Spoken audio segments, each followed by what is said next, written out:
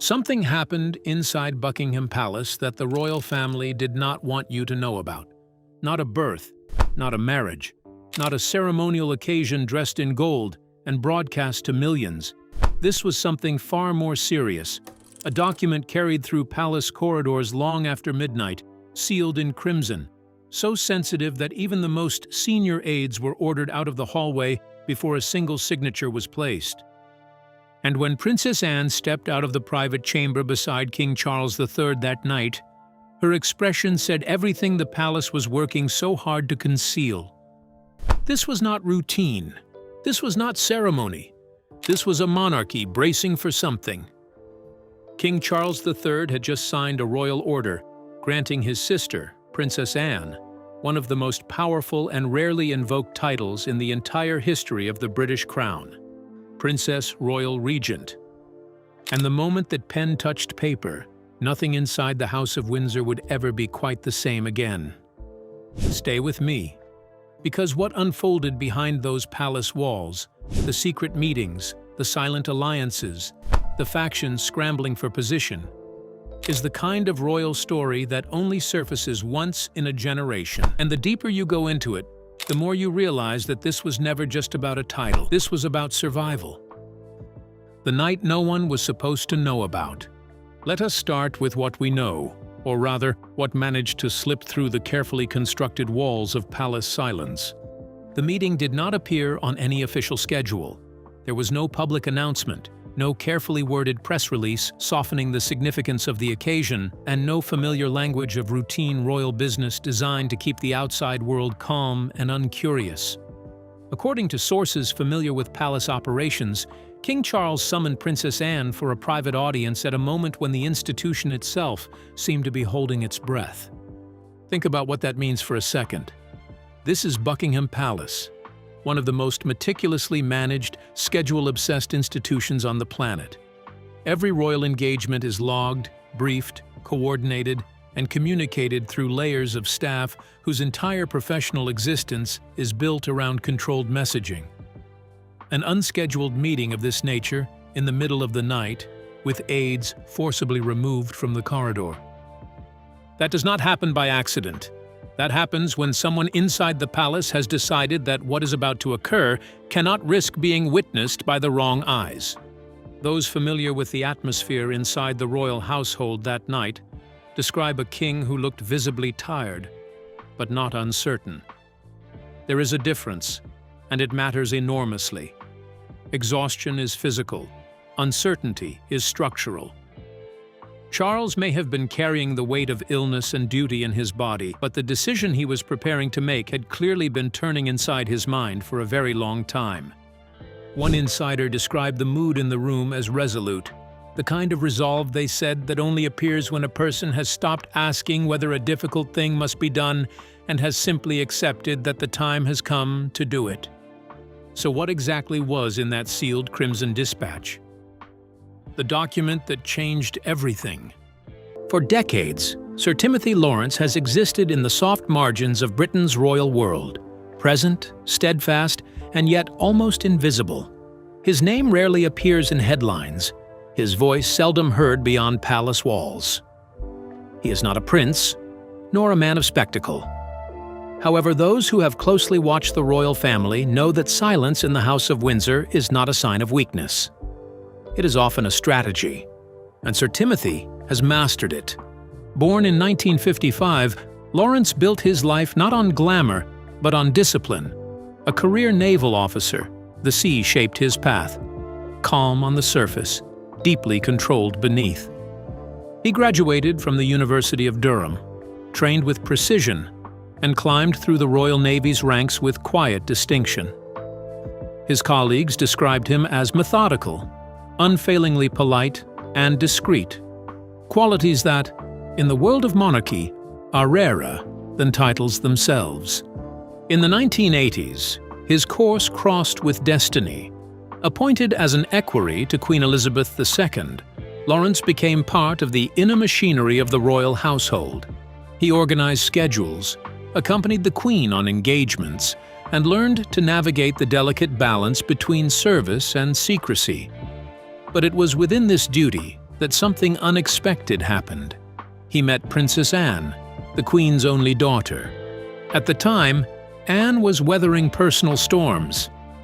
Her marriage to Captain Mark Phillips had begun to unravel, and the press swarmed like hawks around every shadow of scandal.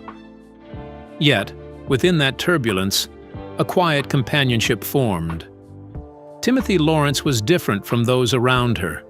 Disciplined but kind, reserved but steady. Over time, what began as professional trust deepened into something more personal, more human. By 1992, their bond had become undeniable.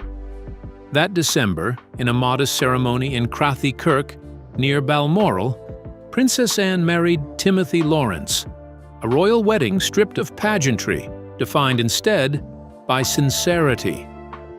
But unlike many who enter the royal circle, he received no title, no princely honors, and no official role.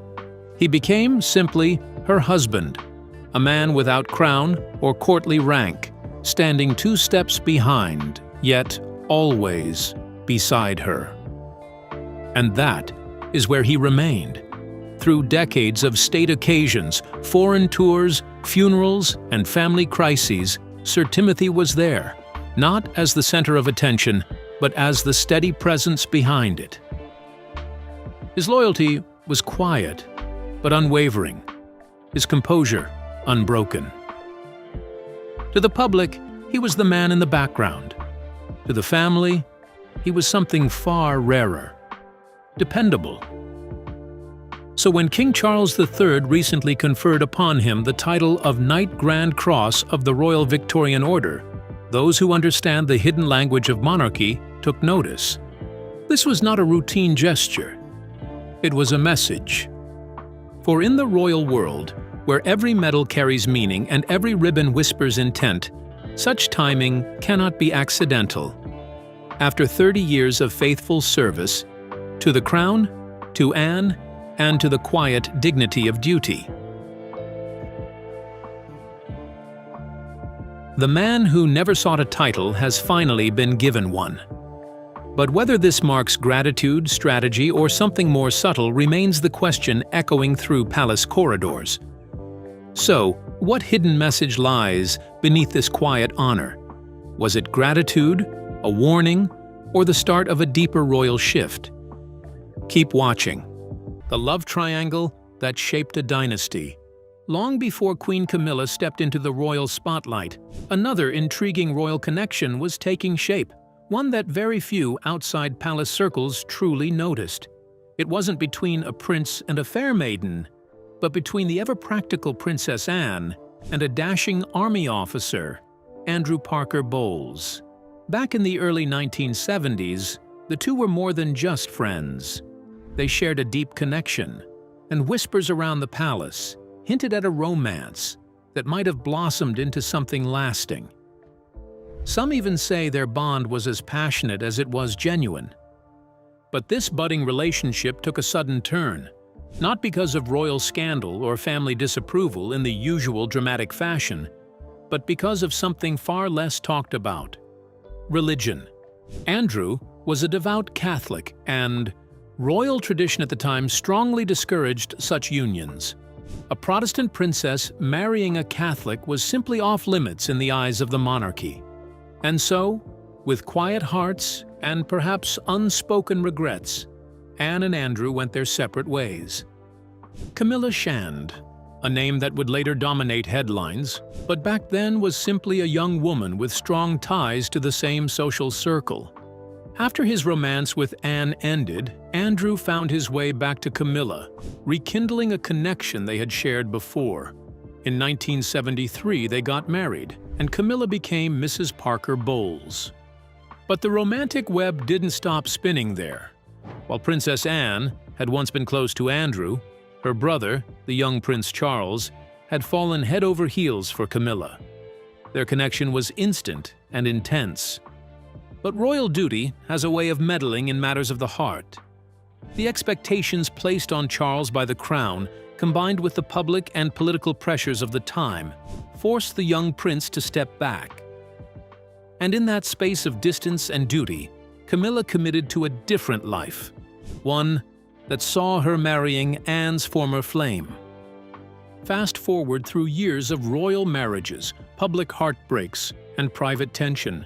Princess Anne remained steadfast in her role, always dependable, always focused.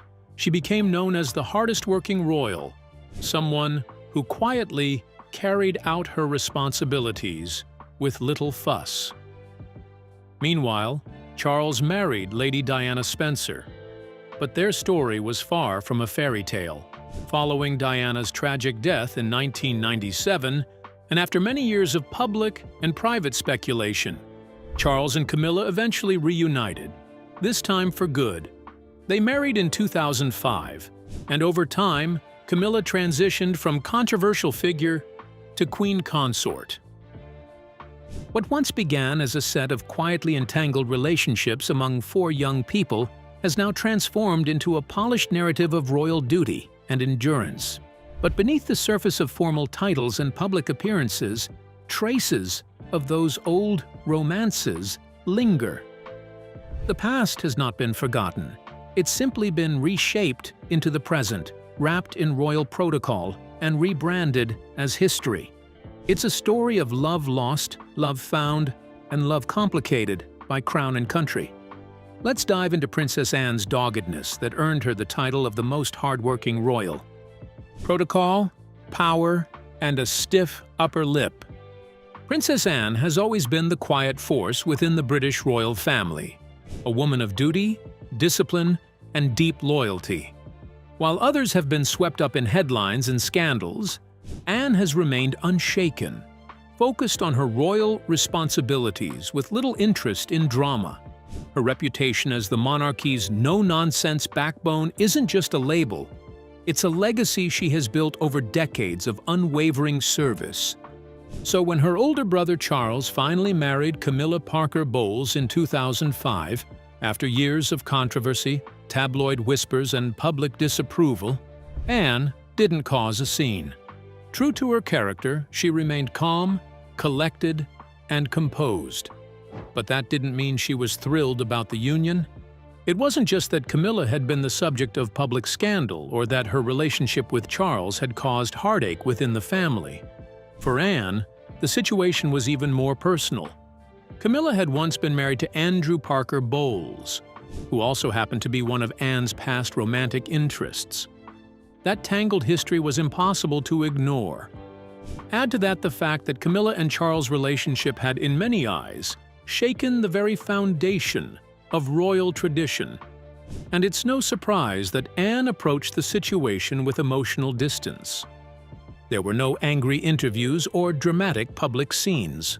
Princess Anne didn't speak ill of Camilla, nor did she attempt to sabotage the relationship. But those close to the royal family observed a quiet chill in the air whenever the two women were in the same room. They didn't clash openly, but they certainly didn't blend naturally either. Anne, known for her strict sense of royal duty and traditional views, found herself face-to-face with Camilla's more relaxed, modern take on life inside the palace. Camilla seemed comfortable breaking away from the rigid expectations that Anne had always followed without question. That difference in mindset was subtle, but powerful. One moment, in particular, seemed to reveal just how deep Anne's feelings ran. After Camilla officially became queen consort, royal protocol would suggest that even Anne, the king's sister, offer a curtsy. But Anne didn't. Whether it was a quiet protest or simply a reflection of their complex history, that decision spoke volumes. It was a small gesture, but one that echoed through royal watchers and insiders alike. And yet, even amid these unspoken tensions, Anne never lost sight of her greater purpose. She may not have embraced Camilla with open arms, but she did publicly recognize her role as a support to King Charles. In appearances together, Anne and Camilla have always maintained a respectful front. They smile when expected, exchange polite words, and perform their duties side by side. Behind the palace doors, however, the atmosphere is more complicated. It's not a soap opera. It's more like a high-stakes chess game, where every move is shaped by centuries of tradition. layers of personal history, and the unbreakable expectation of royal composure. Princess Anne and Queen Camilla may not be close, but they both understand the importance of the roles they play. In a world where image matters and every glance can make headlines, their story is one of quiet tension, hidden strength, and the delicate balance between personal feelings and public responsibility. Let's dig into Camilla's quest for acceptance amidst Anne's unyielding dutifulness. The side the world didn't get to see. Princess Anne has always stood out in the royal family. Known for her no-nonsense attitude and tireless work ethic, the 74-year-old Princess Royal is King Charles's most trusted ally. Their bond, which was built over decades, remains one of the strongest in the royal circle. Anne and Charles grew up just 2 years apart and were inseparable as children. They often relied on each other while their parents, Queen Elizabeth II and Prince Philip, traveled for royal duties. Those early years created a connection that only deepened with time. While others may have seen the crown as a burden, Anne and Charles treated it as a shared responsibility, something that tied them together more than anything else. Unlike others in the family, Anne never hesitates to speak her mind. She has earned respect for her courage to say what she truly thinks, even when talking to the king. Charles truly values that honesty. In fact, she is one of the few people he fully trusts. During his coronation, he showed his faith in her by giving her the rare and historic title of Gold Stick in Waiting, a position once meant to protect the monarch during important events. It was more than a ceremonial role. To him, it was a public sign of his confidence in her. Behind closed doors, Anne is said to be the one Charles turns to when things get heavy. She gives him straightforward advice, even when her opinions go against his plans. Yet their relationship isn't all about duty and serious discussions. The siblings share a sharp sense of humor that keeps their bond lighthearted. They're often seen laughing together at royal events, teasing each other in public with the kind of warmth only siblings share. During a charity event at Buckingham Palace, Anne jokingly thanked Charles for letting her use the space, saying with a smile, "It does help." It was her typical mix of wit and charm, turning what could have been a stiff royal event into a cheerful moment. Their closeness often leads to amusing mix-ups. Once, during a public event, Anne was mistakenly introduced as the Prince of Wales. Without missing a beat, she rolled her eyes and said, "There's a worry." Another time, Charles shared that while visiting a care home in Scotland, someone asked if he was the Princess Royal. When Anne retold the story, she laughed and added, "And I am wearing trousers today." It's these playful exchanges that show the ease between them, rare in royal life. Their friendship has endured through every chapter of their lives, from the excitement of Anne's Olympic days to the sorrow of their mother's passing in 2022. During that difficult time, they stood side by side at public events, comforting each other through understanding. Where words failed, their shared strength spoke volumes. Anne's personality makes her one of the most admired royals. She raised her children, Zara and Peter, without royal titles so they could live freely. Her bravery also stands out in history. During a kidnapping attempt in 1974, she famously told her attacker, "Not bloody likely." That courage, mixed with humility, defines who she is. Even the king isn't spared her humor. Anne reportedly calls her brother Old Bean, a funny, affectionate nickname. But behind the nickname is a man who has endured a lot and made countless sacrifices, which only members of the royal family are aware of. How well do you know King Charles without the influence of the crown? A quiet promotion that spoke volumes. It appeared first in a line of print, so brief that most readers might have missed it entirely. A routine entry in the royal court circular, nestled among the day's official appointments and acknowledgements. But for those who follow the coded language of monarchy, that quiet announcement carried unusual weight. King Charles III had elevated Sir Timothy Lawrence, Princess Anne's steadfast husband, from Knight Commander to Knight Grand Cross of the Royal Victorian Order, the highest possible rank within that centuries-old honor. At face value, it was a formal recognition, the kind that typically passes without fanfare. Yet beneath its polished restraint, the gesture shimmered with deeper meaning. The Royal Victorian Order, established by Queen Victoria in 1896, is unlike any other accolade in the British system. It is not awarded through ministers or committees, nor influenced by political favor or public campaign. It is, in essence, the monarch's personal acknowledgement, a direct expression of gratitude from the sovereign himself. And so, when the king chose to bestow his greatest rank upon his sister's husband, the message was clear. This was not about formality. It was about trust, loyalty, and quiet service. The title of Knight Grand Cross is rarely given. Those who hold it form a small circle: Queen Camilla, Catherine, Princess of Wales, and the Duchess of Edinburgh among them. For Sir Timothy to now stand symbolically beside such figures speaks volumes. It does not make him royal by blood or by duty, nor does it grant new constitutional influence. He remains, officially, a private citizen. But in royal life, symbolism often outweighs status. Every choice, every title, every ribbon pinned upon a chest tells its own story. And this one feels almost like a whisper of reassurance amid a time of uncertainty. Because the truth is, the royal landscape today is shifting beneath its own weight. Illness, loss, and scandal have thinned the front line of working royals. The monarchy has grown smaller, leaner, more fragile. King Charles is navigating both personal health challenges and the pressures of modern expectations. The Princess of Wales, Catherine, continues her recovery away from public life. Even Anne, known as the monarchy's hardest worker, cannot carry the full weight alone. In such times, those who stand quietly in support, those who embody the unseen stability of the crown, become essential.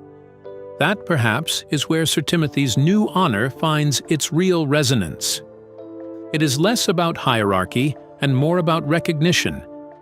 The sovereign acknowledging a man who has never sought attention yet has remained constant through decades of royal transition. The timing feels intentional, even strategic. Amid a family redefining its image, King Charles may be signaling something more profound: that loyalty, service, and silence still matter. And that sometimes the most powerful gestures are the ones made without words, hidden in the fine print of a court circular, waiting to be understood by those who know how to read between the lines. And what could this quiet, almost invisible gesture really mean? A reward for loyalty, or a coded message from the king himself? Stay with us. The Crown's Crucible. In the quiet and dimly lit corridors of the royal palace, an important and emotionally charged meeting was taking place, one that pulled back the curtain on the deep and often hidden tensions within the monarchy. At the center of this intense discussion stood Princess Anne, a woman admired for her lifelong dedication to royal duties and her no-nonsense, straight-talking attitude. Anne spoke up with firmness and clarity, raising questions about Queen Camilla's position within the royal household. She wasn't attacking Camilla personally, but rather she expressed a powerful belief that a queen consort must do more than wear a crown. She must work tirelessly, serve the people selflessly, and earn their respect through consistent effort. In Anne's eyes, royalty meant responsibility, not just recognition. Her words, although calm and measured, carried the weight of years of silent observation and commitment. Anne wasn't trying to stir trouble. She was defending a legacy. To her, being royal wasn't about popularity or image.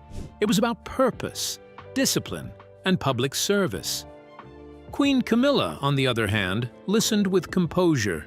For years, she had been rebuilding her image after stepping into the royal spotlight during one of the most difficult chapters in British royal history, the time following the tragic death of Princess Diana. Back then, Camilla was widely seen as an outsider, even a controversial figure. Since then, she has made genuine efforts to contribute through charity work and public appearances, steadily trying to change the public's perception of her. Yet despite all her efforts, full acceptance remained just out of reach. The shadow of the past still loomed large. In comparison to Anne, whose record of tireless service and quiet resilience had earned her great respect, Camilla still seemed, in some people's eyes, like she was trying to prove herself. But this tense moment between two royal women wasn't just about their individual roles. It reflected something much larger, a tug-of-war between tradition and change. Princess Anne stood for the old ways, the idea that royalty is about duty, structure, and preserving age-old values. She believed in a monarchy built on sacrifice and unshakable principles. Camilla, by contrast, represented the complex path of transformation. Her journey into the heart of the royal family was not straightforward. It was filled with public judgment, emotional trials, and years of effort to move from scandal to acceptance. She was the face of a monarchy trying to modernize, more relatable perhaps, but also more vulnerable. This meeting wasn't just another royal conversation. It was a symbol of the monarchy's internal battle to find its place in the modern world. Can centuries-old traditions live side by side with today's demands for transparency, relatability, and emotional intelligence? Can someone like Camilla, who didn't begin her royal journey with public favor, ever truly be embraced as a queen consort in the same way as those born into their roles? These questions hung in the air long after the meeting ended. Princess Anne, ever faithful to her role, left the room with her usual quiet dignity. Camilla, poised, but perhaps pensive, remained, carrying with her the unspoken weight of expectations and the pressure to continue proving herself. In that quiet palace room, a new chapter of royal reckoning was quietly being written. It was no longer just about who wore which title. It was about how the royal family would define itself for future generations.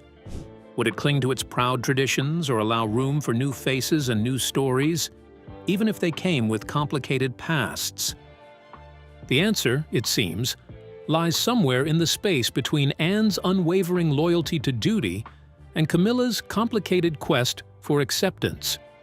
And in that delicate space, the future of the monarchy continues to unfold. One honest conversation at a time.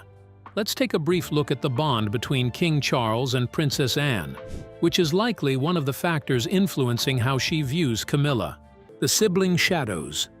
Beyond the crown, King Charles is a big brother to three siblings who have shared his journey from palace life to public service. Charles came first, followed by his only sister, Princess Anne, and then his younger brothers, Prince Andrew and Prince Edward. Together they formed one of the most famous families in the world, spending their lives balancing duty and tradition. Charles was born on November 14, 1948, making him the first in line to the throne. Just 2 years later, Anne arrived on August 15, 1950, and the pair became close companions during their childhood years at Buckingham Palace.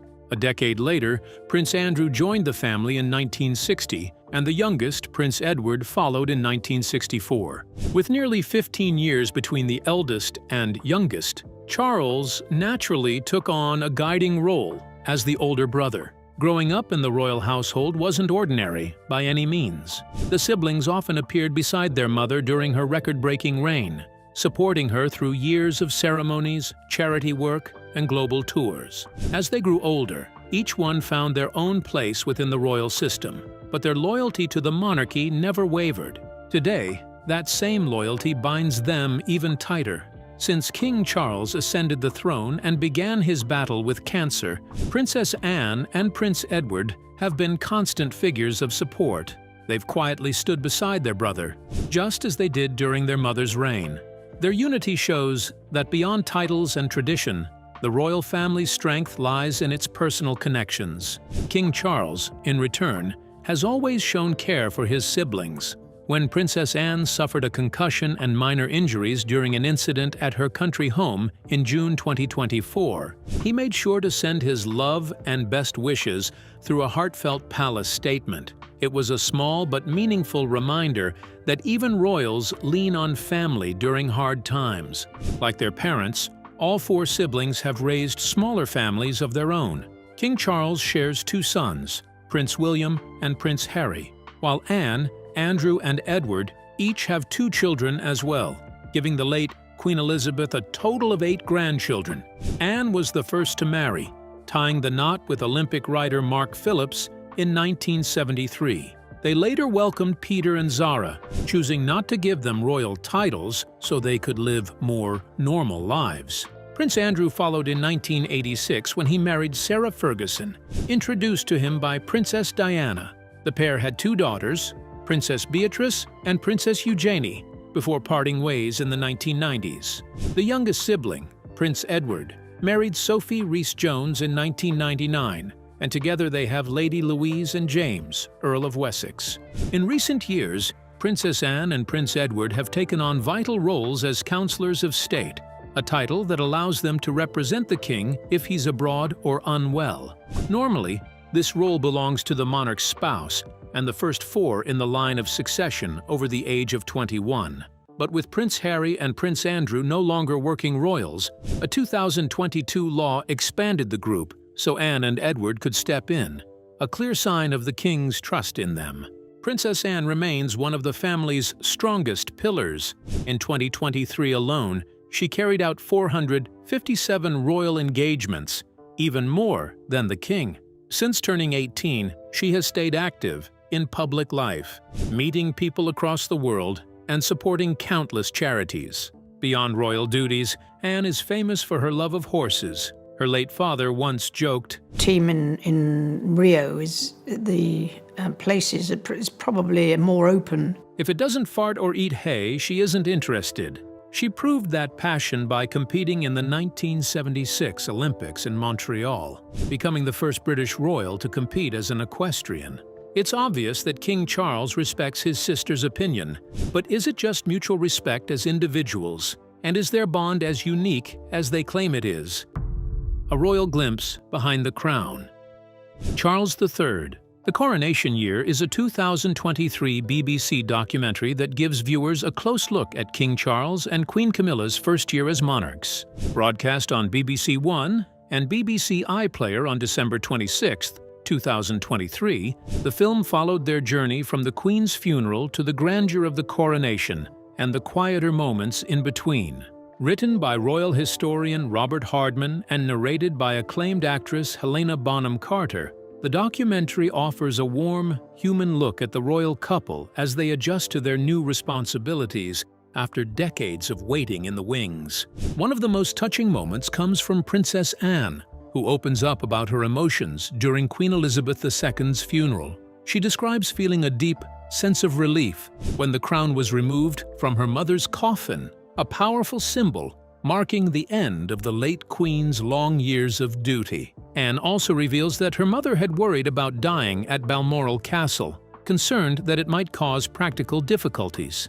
Anne recalled trying to reassure her that such thoughts shouldn't affect her decisions and hoped her mother eventually felt at peace with where she spent her final days. Beyond the solemn memories, the film captures lighter, more personal moments within the royal circle. But for me, in the months since the death of my beloved Philip, I have drawn great comfort. Cameras follow the king and queen through the nerves, rehearsals, and emotional build-up to Coronation Day. Viewers see Charles and Camilla laughing with their team, sharing warm jokes with family members, and even teasing one another. In one humorous scene, the Archbishop of Canterbury, Justin Welby, forgets a line from a prayer during rehearsal, while Prince William pokes fun at his father's sausage fingers as Charles struggles to tie his ceremonial robe. These glimpses behind palace walls show the royals not as distant figures, but as people juggling nerves, humor, and emotion during one of the most historic events of their lives. The reception to the documentary was mixed, but mostly positive. BBC royal correspondent Sean Coughlin described it as a warm and sympathetic account of the new reign. He noted that the film avoided controversy, offering no mention of recent royal challenges involving Prince Harry, Prince Andrew, or the coronation protests. Instead, it presented the king and queen as a devoted couple stepping into their duties with mutual support and renewed purpose. At an age when many would be considering retirement, critics from major outlets offered varied reviews. James Jackson of The Times rated the film 4 out of 5 stars, calling it a private view of the firm, and suggesting that it was the kind of glowing portrait most royals could only dream of. "No one could say the king hasn't earned it," he wrote, praising the film's respectful tone and behind-the-scenes intimacy. Meanwhile, Anita Singh from the Daily Telegraph gave it 3 out of 5 stars, describing it as polished and carefully curated.